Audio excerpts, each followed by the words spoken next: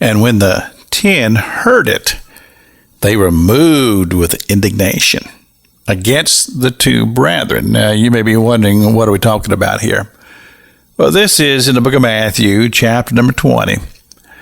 And it says, the mother of the two sons of Zebedee, with James and John, they refer to as the sons of thunder. They were disciples of Jesus. And she came to Jesus with a request. She said, I want my two sons to sit on your right and on your left with you in the kingdom of heaven. And of course, Jesus asked her a very important question. He said, do you think that your sons are up to it? Do you think that they could do what has to be done to be in that lofty position? And they said, oh, yes, we are. And Jesus simply told them, he says, you don't even know what you're talking about. In essence, and I'm paraphrasing here, but he said, you don't even know what you're talking about. Well, when the other disciples heard about this is the scripture I just read to you, they were moved with indignation. They were mad and very angry.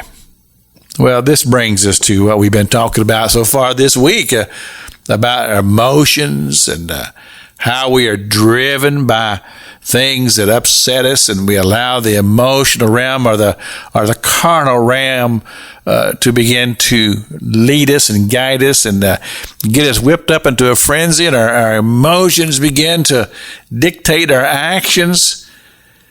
And this can lead to some very ugly demonstrations. And of course, a lot of times you turn on the news on television. If you're a person who watches news on television, I'm not, but you see somebody coming across the airwaves, and they're of a particular skin color, and they're just, raising their fist, and the commentators telling us, they said, they hate you because you are this skin color, and this person over here is this skin color, and because of that, they hate you. Well, you see that, and you get it in your head, well, everybody of that skin color hates me because of my skin color.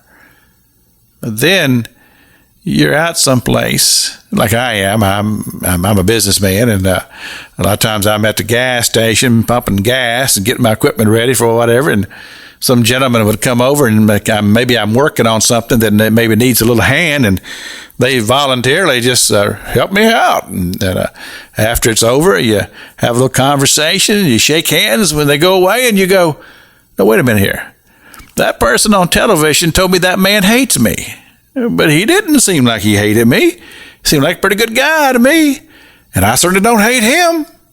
Wait a minute, I don't understand here. But see, we can allow ourselves to be motivated by that, and that dictates our thought process, which causes us to begin to brood about it, and our emotions get whipped up, and we can get our mindset into something that's just absolutely not true. And you can see the danger of that. Well, Jesus has something to say to those disciples about their indignation against James and John, but I don't have time to tell it to you today, but we'll get to it tomorrow. Be sure to tune in. This is Pastor Jack King with the Gospel on the radio broadcast.